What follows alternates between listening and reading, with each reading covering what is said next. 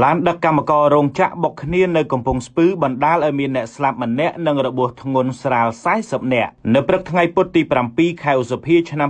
2025នេះមានឧបទ្ទវហេតុគ្រោះថ្នាក់ចរាចរណ៍មួយបានកើតឡើងរវាងរថយន្តក្រុងដឹកកម្មករនិយោជិតដែលមានសមាជិកសរុប42រូបនិងរថយន្តគ្រួសារមួយគ្រឿងនៅត្រង់ចំណុចផ្លូវជាតិលេខ44ស្ថិតនៅចន្លោះគីឡូម៉ែត្រលេខ129-130ស្ថិតក្នុងភូមិខ្សាច់ពូនសង្កាត់វាលពងក្រុងឧដុង្គម៉ែជ័យខេត្តកំពង់ស្ពឺដែលបណ្ដាលឲ្យកម្មកររងរបួស40នាក់ក្នុងនោះមានអ្នកស្លាប់ម្នាក់របួសធ្ងន់2នាក់និងរបួសស្រាល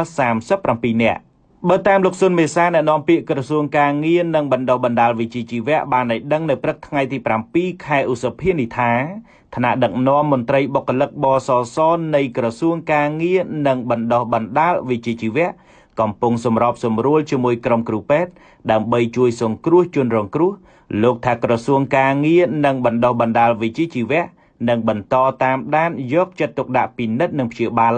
ក៏ដូចជាផ្ដល់អត្ថប្រយោជន៍ជូនជនរងគ្រោះស្របតាមច្បាប់